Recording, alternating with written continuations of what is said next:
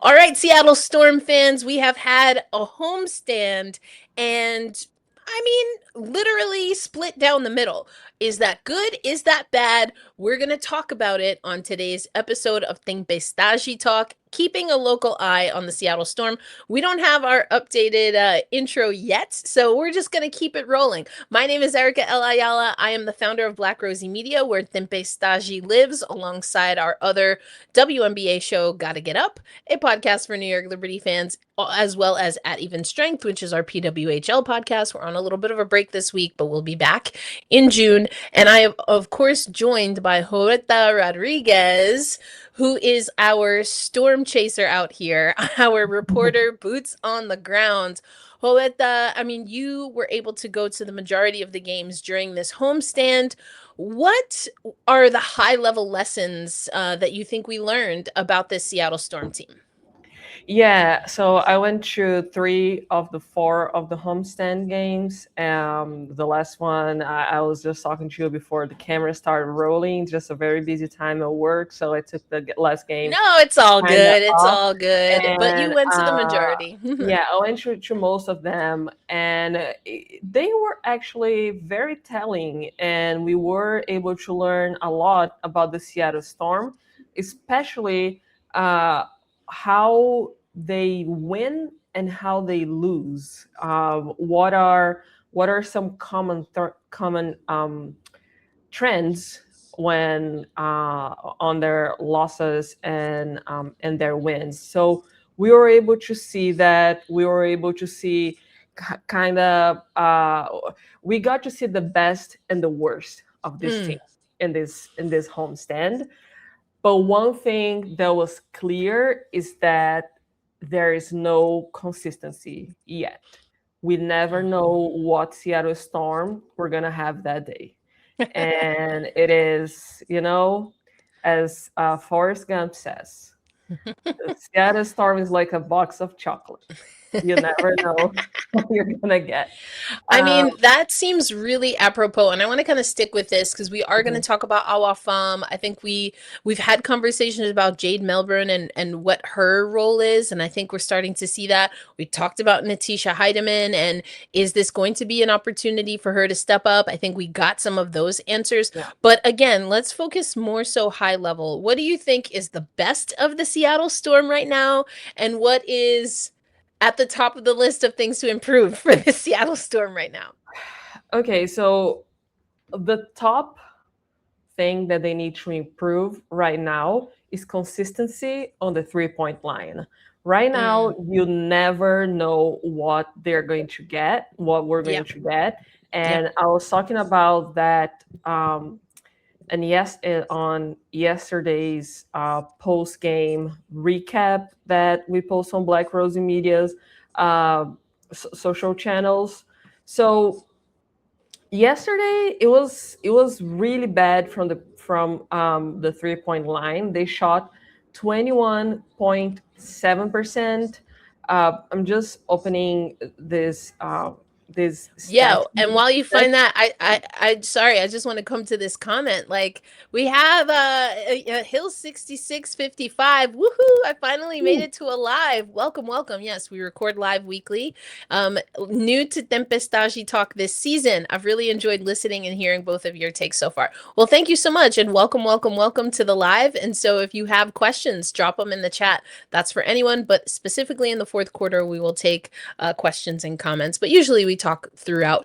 But Roberta, I know you wanted to go over the 3-point percentage. Yep. Yeah, so I got that. I had taken a look at this stat yesterday. So the Storm shot 21.7% yesterday, and they shot 26.1% their first game against Connecticut. Those were both losses. Yes.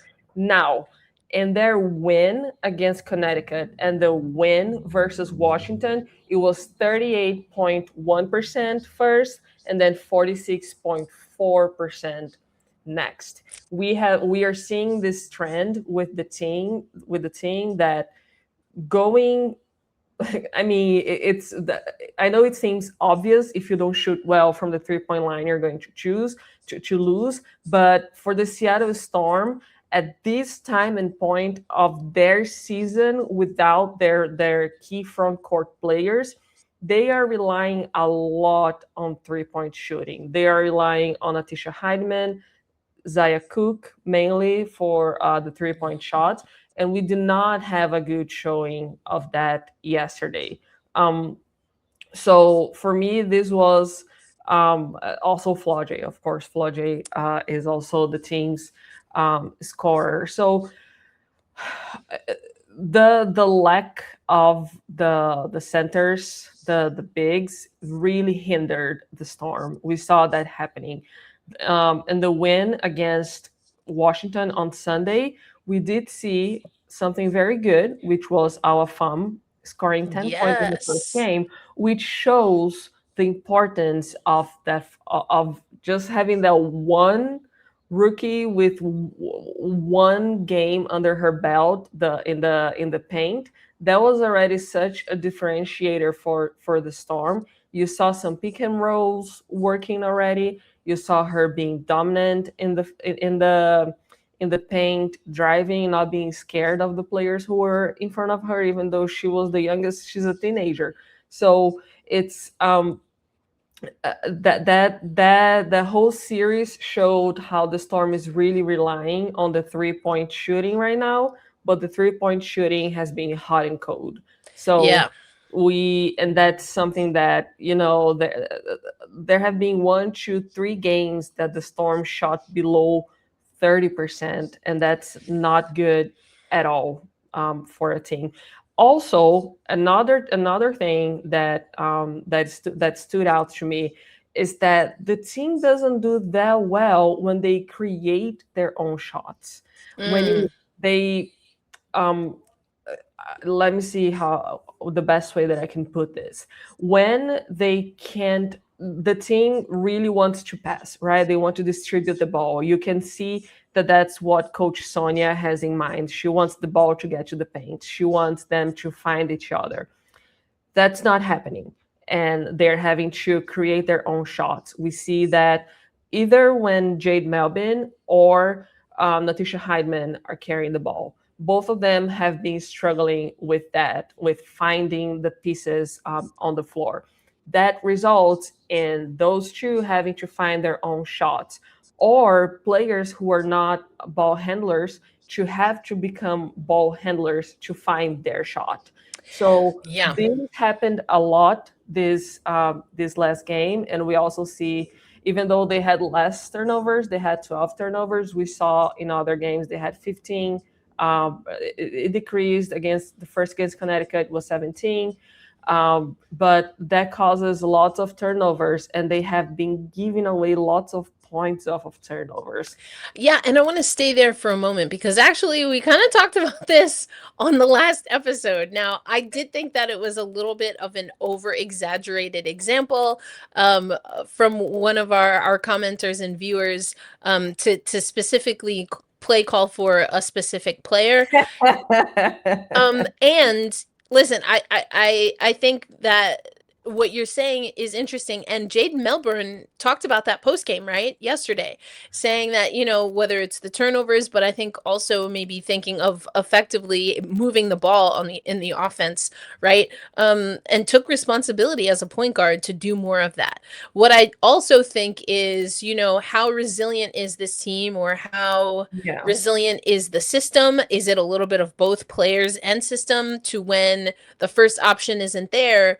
Are they an easy scout? And that's also something that came up in the comments on the last episode. Are Mhm. they an easy scout and they're not resilient enough to go to the second, third, fourth, fifth option? And that's a toss up as well because new coach, new system. So how much do you, push the issue versus keep things really basic and simple. I mean, it's honestly a conversation that some people are having around the New York Liberty. I always think it's so interesting. Regardless of the scenario, there are always parallel paths, right, between New York and Seattle. Like, we have to investigate this a Yeah, little bit more. Like, what is the vibe? Like, why are these cities and yeah, teams and franchises so connected? But that yeah, will be a story for another day. But yeah. yeah, I think If I can add, sorry to interrupt. I had a hot take on X today. You know, I'm always getting in trouble, right? So I had a hot take on X uh-oh, here we that go. Are you going to get kicked off early on the show? For I don't those know. coming to the I show for don't the think first time, so. I don't sometimes I think kick so. Huerta off.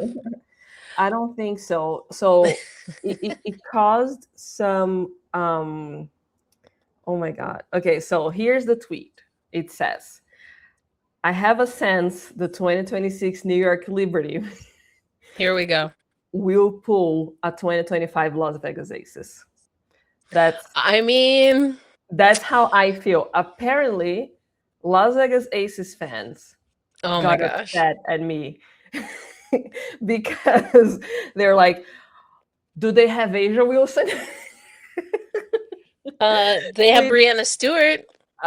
that's exactly what I thought. But you mentioned of the whole like crossovers, and yeah, like apparently that some New York Liberty fans were happy, Aces fans were upset. So I just wanted to add that.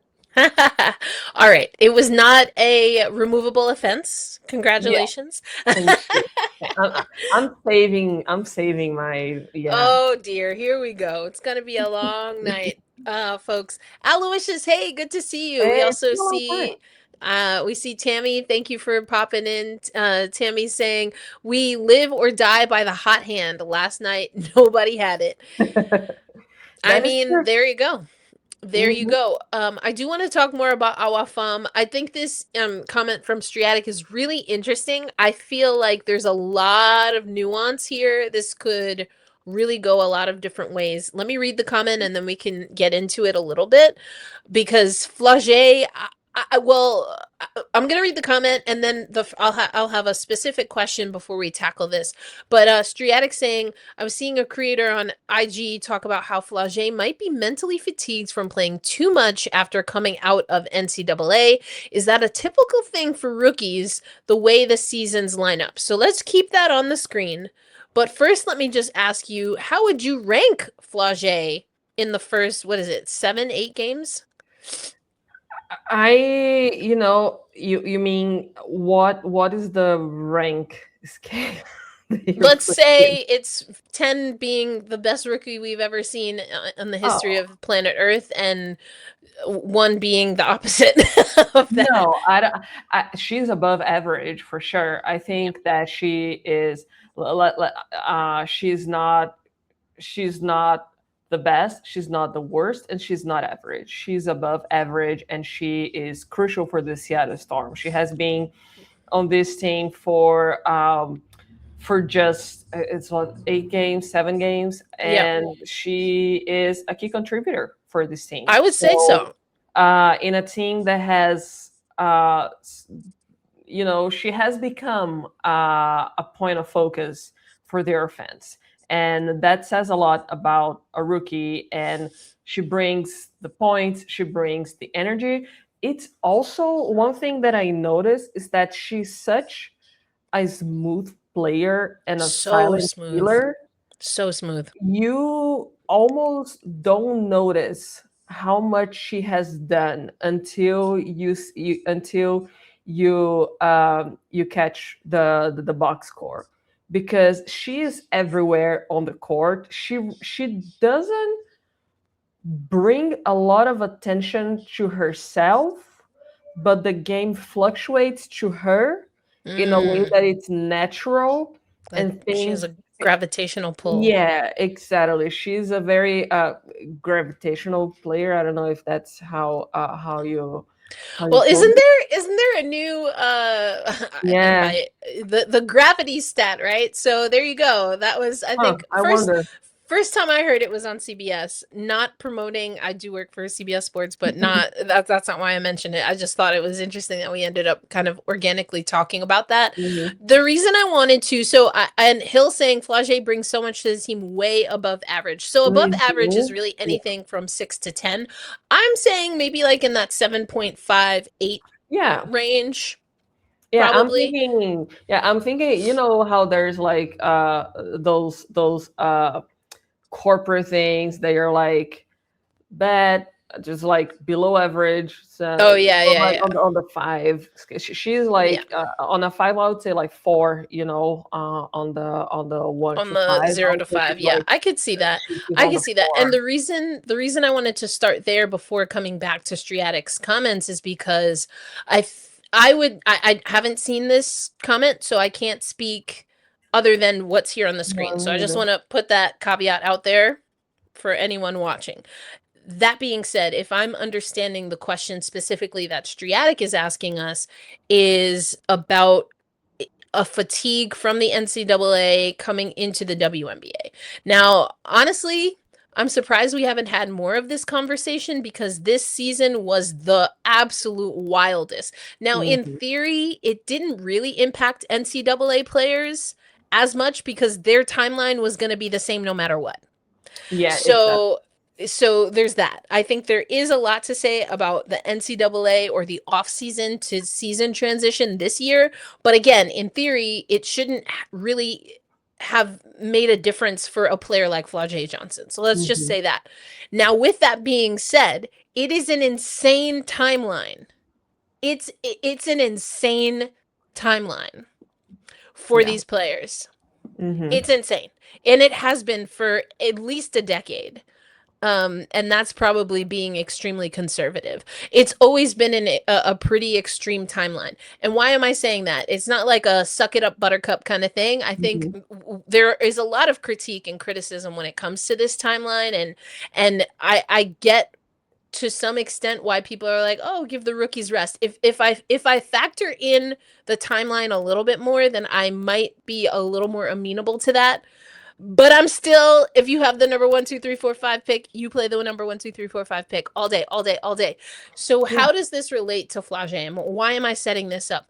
For me, if the commenter is or the creator is saying that Flau'jae is underperforming, I don't think that's accurate. No, I do not. That's so far from the truth. Yeah. If the commenter and creator is saying that she is struggling to get acclimated, I could see that, but my analysis would be that I don't think Flau'jae's transition to the pro game is unusual. It's not at I all. don't think, and again, I agree with you and with Hill, saying that, yeah, it's an adjustment. You playing with women, grown women now. Okay, the game is faster. The responsibilities are higher. In a lot of ways. So you have to come into your own. Yeah. And I think Flau'jae is doing a pretty solid job. I think she's doing a very solid job, and I think that this conversation really brings me back to what is going on with the Dallas Wings and the all of the criticism that Jose Fernandez is getting for not playing the number one pick, right? And he's uh, I don't want to use the word explanation. I was going to say excuse, but it's more an explanation. Was that AZ Fudd is coming from an NCAA tournament and he wanted to rest her. Right now, I don't think that's a valid reason, but it enters this conversation that we have in general within the WNBA environment, that the schedule is very tight. Players Yes. come from the tournament, they go to the draft, and they immediately start playing. That's not exclusive to any rookie at all. It's always been like that. It doesn't mean that it's right. It doesn't mean that that's how it should be. But I don't think that's the case. LSU When was LSU eliminated? I don't remember when LSU was They weren't eliminated. in the Final Four. Yeah. So probably Elite Eight.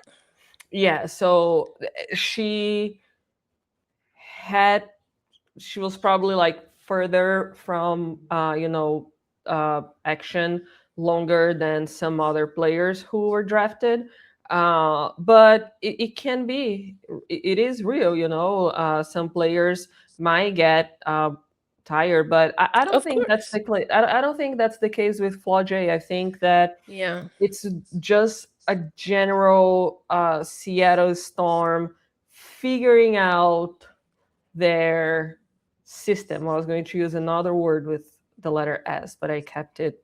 Um, uh, So, figuring out okay, their, yeah, I want to come back to Striatic, offering a little bit more context here. Struggling on defense and showed clips to demonstrate. Okay, here's the thing, and maybe I'm off here. I think Flau'jae was probably a scotch above average when it came to defensive. A scotch is probably that's that I'd say she's above average in some variety of above average when it came to NCAA and defense. Do I think she was the most outstanding defender? No. In NCAA, no. Do I think that her defense was critical at times for LSU? Yes. So I think that she is not an outstanding defensive player. I don't think she was a player that was known exclusively for her defense, certainly not exclusively for her defense. Was she relatively well-rounded? Yes. And that was the NCAA.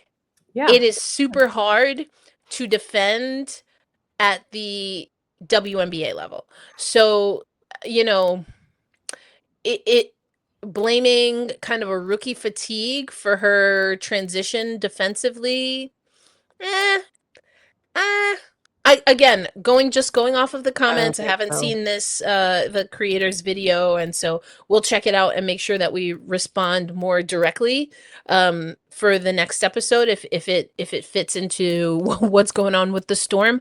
But I would say I just think that she is having a rookie transition. For I think sure. her rookie transition is about what we see for a first round draft pick, generally speaking. Now there are some players that they excel extremely well. And a lot of the time, it's because they go to a franchise where they are a good fit. And who stands out to me the most right now? Olivia Miles. That's exactly who I was thinking. Yeah. Olivia Miles, she went to a Minnesota team that needed a point guard, and so she's doing point guard things. hmm And it comes back to the issue that the Storm number 2 pick faced last year, which they drafted a center, a forward for a team that already had players playing her position. So Right. it's Or even Dallas, like you mentioned, because yeah, I think AZ Fudd, now Jose, mira, Jose. You are putting all of the Latinos on blast right now because like, and I'm not, it's like we said, I'm not saying it's right or wrong, but now everyone is getting a real life example of machismo, and I feel triggered. I feel wait, triggered. isn't he Spanish, or he's, I Who, didn't know Jose? he was, yeah. Jose Fernandez? I'm gonna go out on a limb and say yeah. I'm gonna go out on a limb and say No, he's but Latino. I thought if he was like Spaniard. I don't Oh, know. from Spain. Oh, from España. Well, that's what I thought. I don't know exactly. I I don't did know. not. I I don't did know. not think Yeah. Spain, but anyway, that's a whole nother level. Anyway, Oh wait. Yeah. jokes Yeah. aside, I think that he's being a little more difficult than he needs to be when people are asking legitimate questions, because of how the Dallas organization handled bringing in AZ Fudd. Just like there's a world in which it is fair game to ask the number one pick about playing with her girlfriend when her girlfriend made it evident that they were in a relationship during her rookie season. Like there is a world in which that is a fair question. Like that is information that was given, and we know that the WNBA holds space for. We're about to go into Pride Month. Um, we know the Yep. WNBA holds space for those conversations. Do I think it was a fair question? Yes. Do I think it is fair for AZ Fudd to not want to answer those questions? Yes. Did I think it was strange that instead of letting AZ Fudd say that she didn't want to talk about that the Dallas Wings preempted that? Also, yes. Like multiple things can be true, and that's how I feel about Flau'jae right now. Is that I'm not worried. Maybe that's really Me what neither. the summary is. Now, this is interesting. Again, haven't seen this creator's content, and I'm pushing this. I'm a pass. I'm a pass on this. I'm not Yeah, I gonna don't play. agree I'm either. going foul. It's not fair. There are so many things that yeah, no. I Yeah, and don't yeah, yeah. and if I can add to that, because I have asked Coach Sonia Raman, I have asked Flau'jae and other players about this new reality of the WNBA, right? Because players are also enterprises, players are also brands. So we're talking about LSU, you have injuries, right? She's a basketball player. She's also a model, an entrepreneur. She's an entrepreneur. She's Entrepreneur, yeah. entrepreneur. She's even going to start in a show, and then you have a player who is coming in, Flau'jae Johnson. She has a whole career. She has a fan base. She has a lot of things outside of basketball that are tied to her basketball career.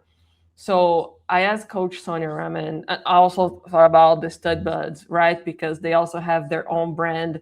So I asked Coach how she managed to enter the league and connect to players, knowing that they are basketball players. They are also brands, and whatever they do on the court impacts Mm-hmm. their careers off the court, and whatever they Mm-hmm. do off the court impacts their career on the court. I really liked the coach's answer. She said that she spends a lot of time talking to the players as Mm-hmm. people. She spends a lot of time trying to just see how they're doing, how their life is going, what how their businesses are going, and that she trusts fully that they are basketball players, and when for whatever their business is at the moment, they are very serious women about their craft, and they're going to dedicate everything that they are to it. So once Flau'jae is basketball player Flau'jae, she's going to be the best basketball player she can be. Once Natisha Heidman is Natisha Heidman basketball player, that's the basketball player she's going to be. And someone asked Flau'jae, I think on media day, how she managed all of that, or if she chose how if she had to choose. She said, "Why do I have to choose? Why can't I be both? I am a basketball player and I'm also a rapper." So I think that we are living in this amazing time for women's sports that men have experienced for a long time. LeBron has a tequila brand. He has, an agency, and there are players, NBA players who also have singing entertainment careers outside of sports. They have whole ventures. So we are living at a time in which women empowerment is way past from being a concept. It's a Mm-hmm. reality, and it's not a strange thing. It's not something that we talk about it just because it is women empowerment. We talk about it because it is what it is. Right. So with Flau'jae, I don't think it has to do with with her um, being a singer. And if people want to make parallels to the NBA, you think of I think John McCann is the guy who does TikToks. People were talking about how, oh, he's a TikToker, he can't be a good NBA player, and there he is, being a big contributor with the Thunder. So the WNBA now has this, players now have this aura to them. They have this, it's a reality that they are not, uh, most, if not most of them, are more than basketball players. They are also brands, and for me the Yes. identity. And the league and the franchises benefit from that. So Yes, yeah, I'm not buying that.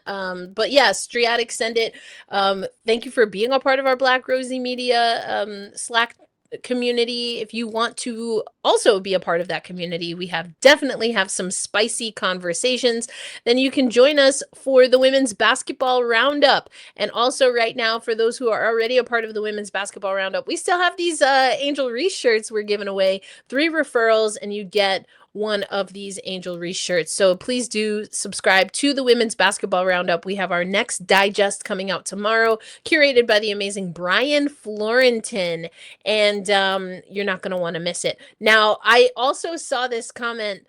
I don't know if it's gone live or gone final yet, but yes, what I a have you right game. here. 42.4 seconds left, a 93-86 lead. The Dallas Wings over the Vegas Aces. We might need to just talk about this game for a little bit and keep it here. But if we're looking at the box score, 21 points for Asia Wilson, 15 for Jackie Young, 14 for Kennedy Carter. But then it's 22 points for AZ Fudd in her first start. 20 points for Paige Beckers, 22 points for Jess Shepard. Shout out also to Awakuir, who has 12 points here. I mean, this is a game. I'm gonna have to go back and watch this game. I was getting ready for this show, so I didn't even tune in. Also, I'm pretty sure I don't have Prime in my location where I'm at right now. I'm trying to unplug from the Matrix in some ways. Of course, the WNBA season was like, well, haha, you need every channel under the sun to watch the WNBA this season. But no, jokes aside, I'm not surprised. I do think I took Vegas earlier. I was asked to pick, and I think I picked Vegas, but what I said is that this is a Vegas squad where I still have a lot of questions about their front court outside of Asia Wilson. Now, Nalissa Smith, I think, was a good addition, but I still don't know that there's enough support in the front court. So if you have a team like a Dallas who has some bangers in the post, and then they messed around and got Tierra McCowan, or sorry, that's the wrong team, but also the Lynx got Tierra McCowan. She did play for them. She did play for them, but I'm thinking of a different blue team. But also, that was my point that I was making about Tierra McCowan. But they do have some bangers on this Dallas squad, and they depleted Minnesota, which is why they needed post players. So Jess Shepard, I think Lance Smith has been a little bit slow to get going here. Yeah. But don't mess. Liberty fans know, don't underestimate her. So I think that's going to be an interesting game. We'll keep eyes on that. But let's come to, you keep talking about it, and you're not wrong. The front court for the Seattle Storm, I think, will be a front court that really can do some damage. You talked a lot last season about what Dominique Malunga could do against Asia Wilson and Brianna Stewart, as far as just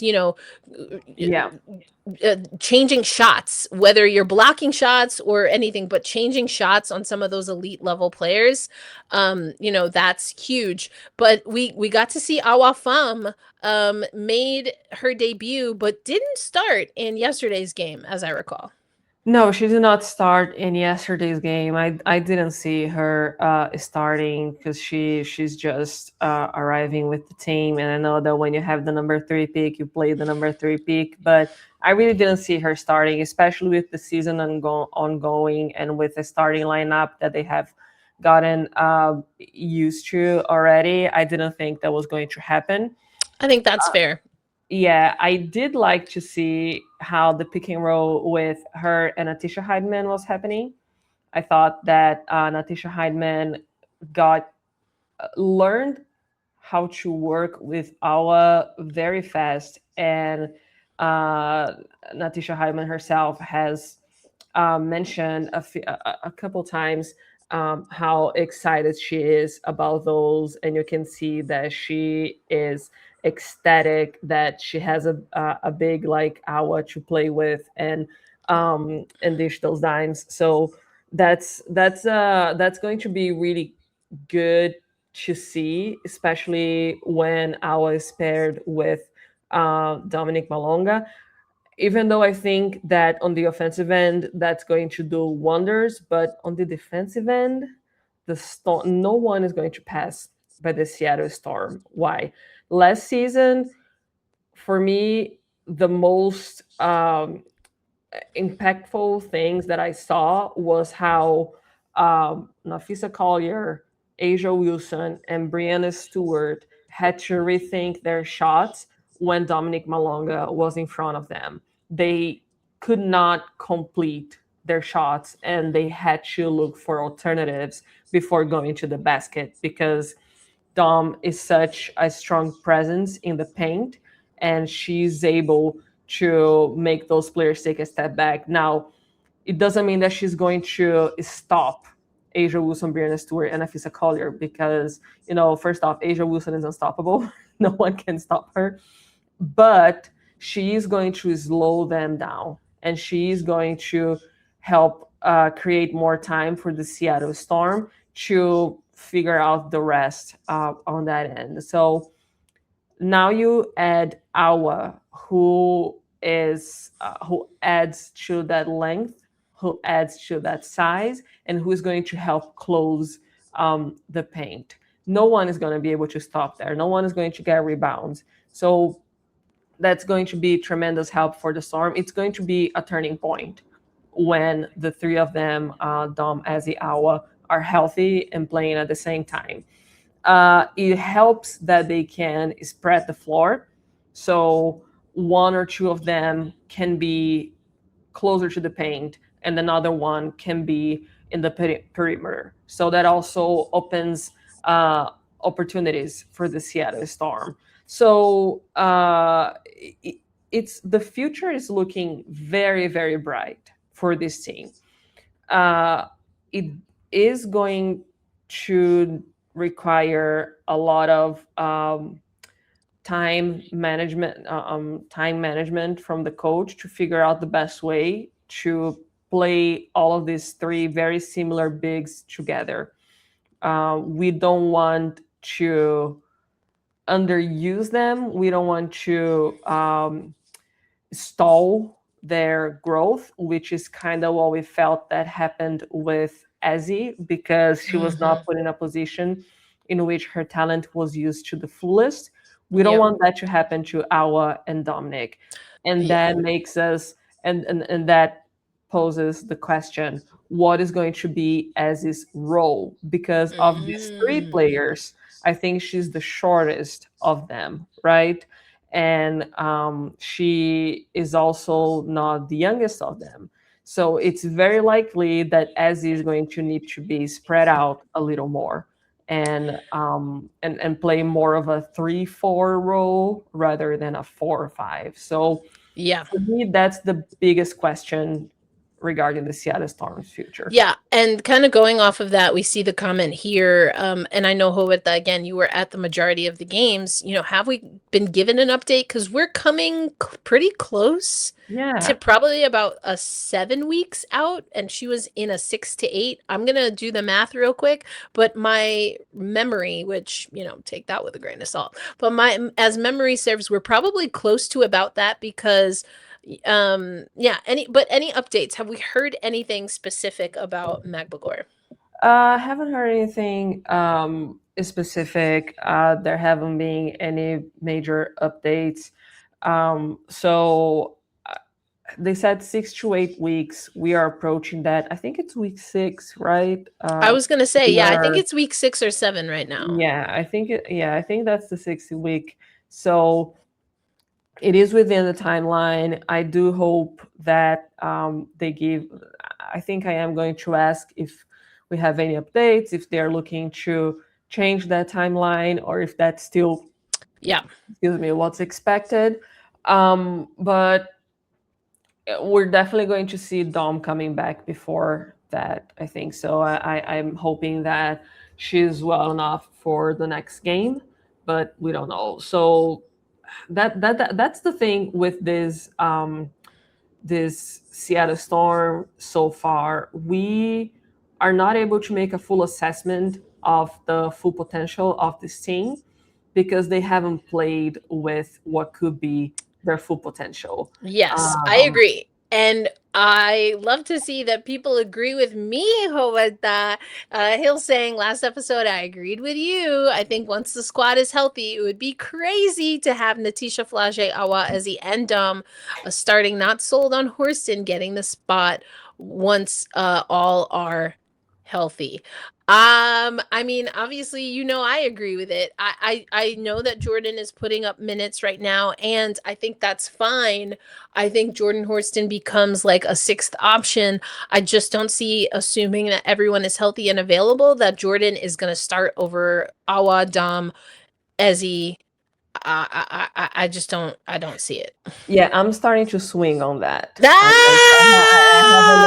I have an update for you. I'm starting Okay, to let's hear it. Let's hear it. swing on that because I think we're now 2 games after our previous episode, and the game before the game.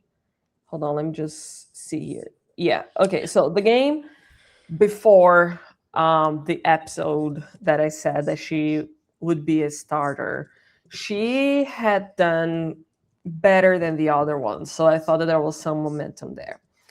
Um, Come the next 2 games, and she's not performing as one would expect her to. She had 5 points against the Mystics. She had 5 points in the first game against the Mystics and 4 points in the second game against the Mystics. And for the second one, she was 20% from the field. That's not what you want to see from her. She did help on the defensive end with 5 rebounds and 1 block, and she also had 3 assists. But our fam started with double digits, and I think she had 8 points the previous previous game. So she is already showing a contribution to this team that would come more in hand for the Seattle Storm. Now, my thing with the starting lineup stuff is that I'm not the coach, so it doesn't really matter, but I am a fan of position basketball, and I think I am attached to a position, which means that they would need a 3, and they would have to take Azzi from her regular spot to be the 3, because in I that mean, case, and yeah, honestly, given Ezzy's size and how she actually plays in the WNBA, I don't think that's going to be a big transition. The game is getting bigger and longer, and those players are also pushing out to the perimeter. yeah, So much that I wish the New York Liberty would get 2 feet in the paint before they let Jonquel Jones and Hans Shoes start shooting 3-pointers. But that's a whole nother story for another podcast called Gotta Get Up, a podcast for New York Liberty fans. Anyway, I think I think that's a natural progression for Ezzy with how the WNBA is going. I'm not worried about that. And again, this is allegedly right a positionless system. So yeah, having her size and skill set and knowing that she's used to playing against players that are much yeah. bigger and stronger than her, I think, are you worried that her shot maybe isn't, she's not as comfortable or familiar with taking the mid-range or perimeter? But that almost doesn't matter because you have other players like Awa and Dominique who can do that. So I'm not as worried about that. So, but I do love to hear that you've come around a little bit. Let's just circle back in case you haven't seen. Dallas does hold on for a 95-87 win. I cannot wait to watch that one. But we should have some bangers. We should have some bangers. Also, Vegas playing Golden State this weekend, I think is going to That's be a gonna be really good. interesting one. Yeah, Okay, as we start closing out, and again, if you have any questions or comments, hey Daniel, good to see you. If you have any questions or comments as we're going to start wrapping up the show, let us know. We're going to try and keep it tight, keep it cute. Usually we run for a little Yeah, longer, but yeah. we know that there's a road trip coming up for this Seattle Storm team. We know that this is a team where I don't know if it's overperforming or underperforming just yet. I think they're performing as we expected, which is that they can be absolutely fun, and because they're young, sometimes it's like, what's going on? Yeah. What is going on? So, what would be positive growth, especially knowing that this team is on the road? Usually, road trips are a time to do some of that team building that you don't always get when you're in market because you're literally together all of the time. What do you want to see as this team hits the road? I want to see improvement in efficiency, and I also want to see improvement in turnovers. This previous game they did better with turnovers, but there hasn't been the case in most of the games. I think that it's okay for them to lose. To. I don't expect them to win even against the tempo because Marina Mabry and oh my god, Brittany Sykes Uh-huh. have been balling like they've been doing really well against better ranked teams than the Seattle Storm. I don't foresee the Storm beating Toronto, neither Dallas. Mm. But if we see a team that is efficient, if we see a team that can find each other on the court, I see that as growth. If we see players returning, the lineups kind of like taking a more consistent shape, that is growth. And I think that that's what the Storm has to be prioritizing this season because this is not a win season for the team. This is not, yeah. And Yeah, I agree. It was interesting. My co-host on We Need to Talk Now, Alicia J, does think that the Seattle Storm could be a team to push for a top 8 spot. I'm not seeing it. I'm not seeing it this year, but I mean, there's potential. I This think year, probably not. I think that some people um, are leaned towards that point of view because the Storm has had an easy schedule to start the Mm, season. So they have had more wins than one would expect the the Seattle Storm to have. So I think it's completely understandable that some people have this perception because they played the Golden State Valkyries, which is third, and then they played Connecticut, Toronto, then Indiana, Connecticut, Washington. Of those teams, only only Indiana and Golden State are in playoff positions, and it's second and third place, respectively. So the other teams the Storm played against, they are below playoff cutoff, and they lost to Toronto, Connecticut, and Washington. Losing to Indiana and Golden State, that's expected and more than acceptable. But the other ones, I think those are the wake up call and the telling that the Storm is likely not to make the playoffs. So I think it's understandable that people are considering the Storm for a playoff push. I think that it's more likely that Toronto and Washington can make a push and come back to it. yeah, yeah. I mean, Gotta I see that just Liberty also. Yeah, yeah. Well, the Liberty have in this way, these two teams are very different, and we've talked about this before. Also, like the expectations are completely different, right, for New Very. York and Seattle.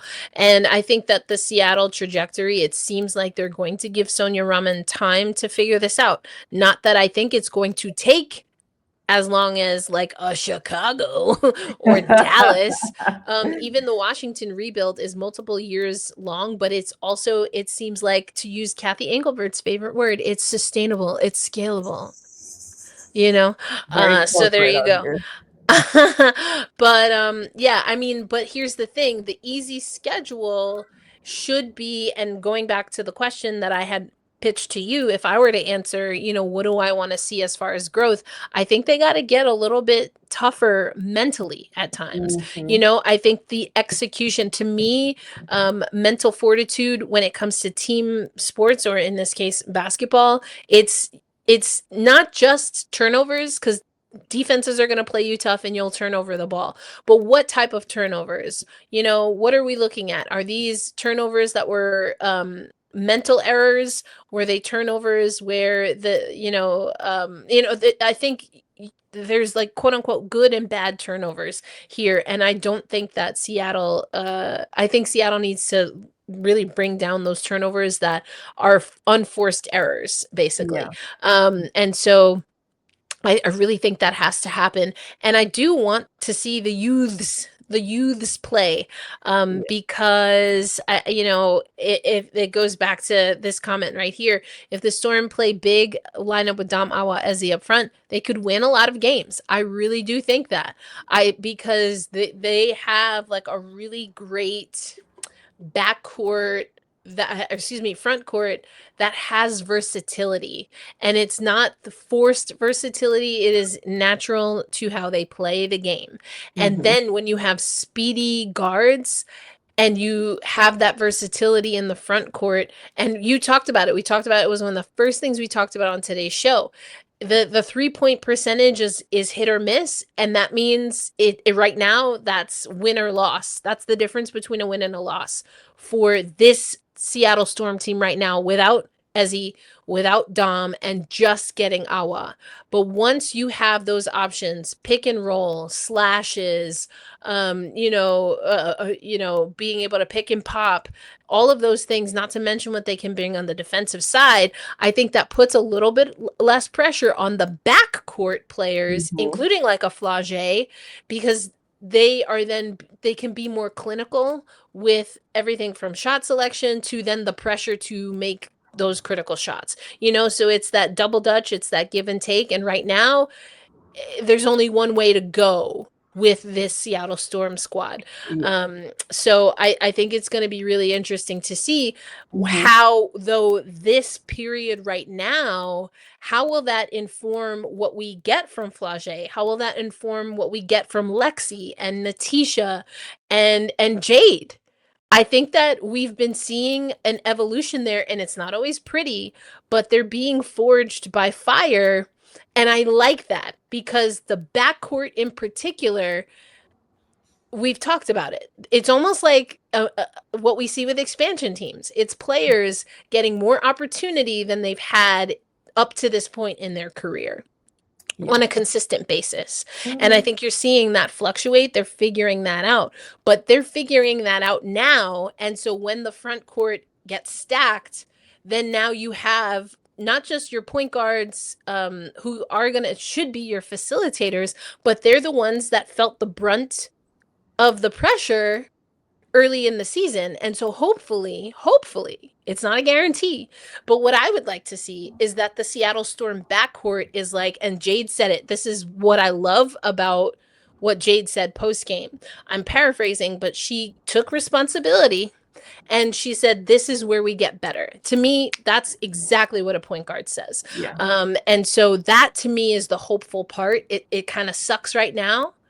It doesn't always look great right now. And in theory, this could be on the lower end of the potential of this Storm team. Mhm. Yeah, no, I agree with you. I think that this team is all about potential, and they have to explore this potential. Yeah, yeah, I agree. Well, we're gonna keep it cute this week. I Go for it. I want to potentially a topic for another episode, but I don't know what happened. That I posted two things on X today, and apparently those were hot takes. I already mentioned one. The other one, I have seen a trend of people complaining about the amount of international players. Okay, so yes, I'm glad you mentioned that, and yes, we're going to talk about it because there's actually a great creator who also has a newsletter on Beehive. We're going to have a deeper conversation on this, but we have talked about this before on this program, and like the xenophobia light that sometimes happens in WNBA spaces, and it seems to be coming up again. So yes, I do want to just say that we are going to do a deeper dive in a specific episode on this. And if you are in our Slack channel, I posted the newsletter, but we will also add it to the show notes because I do think it's a really good read with nuance. That's important. And it's written by a Black queer woman. So I think that's important nuance as well. But yes, Roberta, you're absolutely right. It's been a little bit wild to see some of the comments. And I mean, the Liberty are getting it. Portland, it's kind of wild. Yeah. It's just funny because people just have no concept or anything. So the post said, I said that the way people are talking, it's almost like people are saying immigrants are taking away our jobs. Someone had the audacity to tell me, maybe you should research how international teams work. They said that to me, that I should research how international teams work when I started as a women's basketball journalist covering international basketball, because that was all that I had to cover. So the xenophobia in the WNBA is real. I'm so glad that you brought that up. And there's I going would to be a just deep dive. clarify the Yeah. xenophobia in the WNBA space. Yes. So Yes. I'm not saying I'm it's very not curious to read that. one thing, but it's more than just one thing. That's the only reason I wanted to clarify. Yeah, and I'm very excited to read that because that's a conversation that really needs to have. I've read some pretty bad things, like people saying they should limit the amount of international players. That someone said, "Oh, I thought expansion was to give more opportunity to college players, but it's all international players now." So just insane. Yeah, we are definitely going to get more into this. What I will say is, remember, everyone from Cynthia Cooper to Brianna Stewart are players that are born in the United States, have played for their national team, and could not make a living playing in the domestic women's pro league. Now, what happened with everyone from not everyone, but a lot of high level, mid level talent from the United States in women's basketball that had nowhere to go or not anywhere lucrative to go, they would go overseas. And isn't it interesting that now we're having a conversation on the negatives, the demerits of having international players in a domestic women's basketball league when it is WNBA players specifically from the United States that are overwhelmingly the highest paid players in international leagues, or I should say leagues outside of the United States, because we're using international and it goes both ways. But in this case, we're talking about the US players being the international players. Mm-hmm. And there are different caps, and it's a different system, and there are different guidelines depending on the league and the team and things of that nature, right? And those things have evolved and changed over time. But when we say things, and if you don't know something, listen, you don't know what you don't know. Usually, sometimes it's possible to not know what you don't know. That's what we call pure ignorance, right? Yeah. Then there is ignorance where you choose it, right?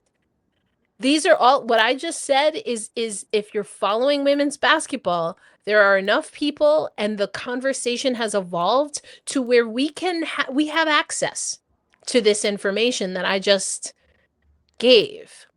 We have access to that information. Breanna Stewart is a perfect example. Breanna Stewart played in the WNBA, in Unrivaled, and overseas in the same cycle, in the same women's basketball cycle. Why? Because she can. Yep. She is married to one of the most talented players to wear the Spanish national team uniform. She knows the value of international play. And I must say, the WNBA was founded in 1997. One of the, you know what happened in 1996? The USA lost to the Brazilian national team. And that ignited something in the American players, and they realized that they need to better develop Come their on, talent women's basketball, Laura.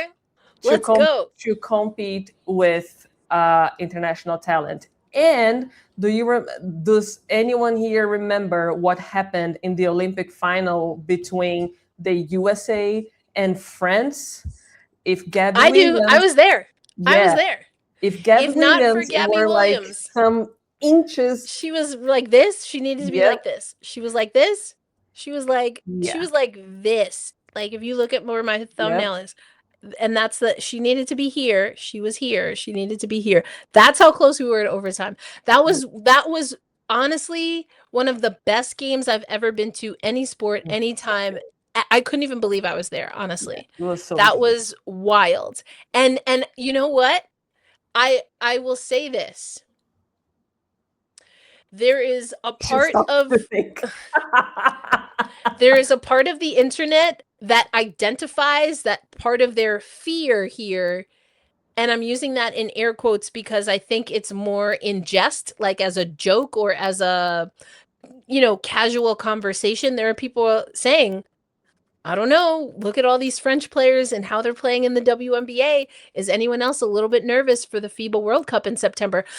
That I think that there's basketball there. It's because of the history of the world and where we are in the history timeline. I do think that that's it's getting close. If that's the line, don't go Yeah, here. You might, but we're getting close because it's just not the time for, in my opinion. Let me put it this way: I'm not going to choose to use that language because I don't want it to be misconstrued as supporting what this country arguably always, but specifically now, is how we're treating people throughout the world. And yeah, even in this country, whether they're citizens or not. I don't want to be associated with that. So that's just not language that I'm going to use. And I think that's different than being like, "Ooh, are we a little bit worried, USA basketball, because France ain't fitting to play?" yeah. That to me is like like I think that's Hmm. just in jest. It's different when we start to conflate real things that are real challenges and start saying things like international, non-melanated people are taking the jobs of Black women. Now listen to me, because don't clip this on Black Rosie Media, where we literally built our platform because there are real statistics that we need to talk about. Hmm.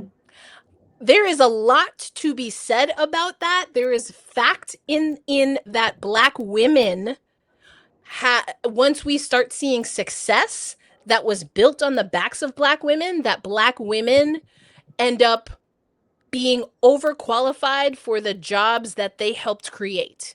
We know that. The WNBA is historically an example of that. And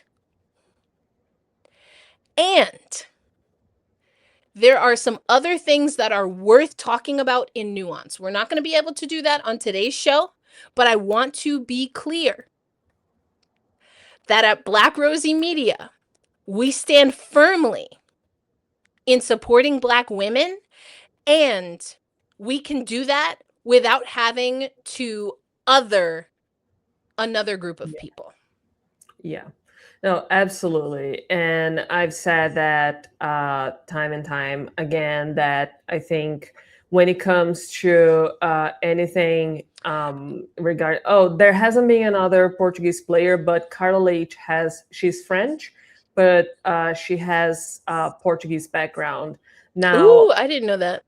yeah, I But some think, Brazilian Portuguese speakers, but not yeah, Portuguese players. Yeah. there are two Brazilians in the league right now. One of them is playing at this moment, Damiris Dantas, and there is also Camilla Cardozo, of course, and Janete Arcaim. She was a Houston Comets legend who helped the Yes. team Oh, win 4 times. such a big And fan. I say that, and probably gonna end this topic. I'm That sorry. I'm sorry. Real quick, can I do a thing that I don't always do, but just for help? Because at first I was like, wait, who do? And then I realized what you were saying. So the way it may be familiar to a North American ear, the name that Roberta just said is Janeth Arcane. all right, yeah, that's true. I just wanted to add that because at first, like, I heard you pronounce it and I was like, ooh, who's that? And I was like, oh my gosh, of course I know Yeah, who that is. So I just wanted to, I'm sorry to do that, that's okay. Roberta. You know, we always try to That's work on okay. our That's okay. pronunciations, but we Yeah, also want to connect people. So Jeneth Arcane, yeah, definitely look that player up. She's phenomenal. And yeah, I grew up a Swoops fan, so I watched a lot of Comets games, yeah. and yes, such a great player. Yeah, actually, she's kind of like Damiris' godmother. Damiris Oh, was discovered in Jeanette's development program. So I Jeanette love is the that. one Look who at that finds full Damiris. circle. Yeah. And the last thing I'm going to say is more of like a warning, and I've said that before, that I feel that not only talking about the WNBA environment, even the most progressive people in the WNBA environment, they tap into xenophobia when it comes to international players because that's an American thing. Americans have That's Americans true. above everything. So when you are faced with the fact that Americans might not be the best at something, it is hurtful. Like I said, it took a long time for the white fan base in the WNBA to recognize the value and the contribution of Black women in the league. And I know it's going to take some time for Americans who are like vastly the majority of the WNBA fan base to understand the value of international basketball. And Kathy Engelbert gave an interview, I think, today. We don't have to say who it was for. It was on ESPN. Don't say that man's name, please. No, I'm not going to say, but she was talking about how the WNBA fan base has grown globally. And in Brazil, I'll say that it can clip if you want. There is no Caitlin Clark effect. There is the Camila Cardozo effect, and it's Ooh.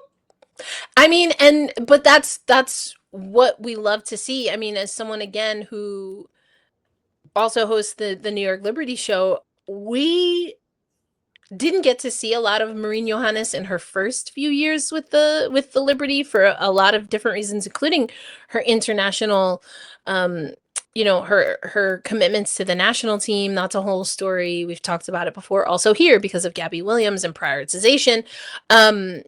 But I think that it really opened my eyes, specifically the French fan base for Marine, because they wanted so much. And we're honestly, I'll speak for myself. I don't want to talk for Brian, but I was learning so much about the French national team and about more of what was happening outside of the United States because these fans were finding our podcast on the New York Liberty and wanting to know more about what Marine was doing in the States, and then they would offer up things or send us clips and stuff like that. And I think that's beautiful.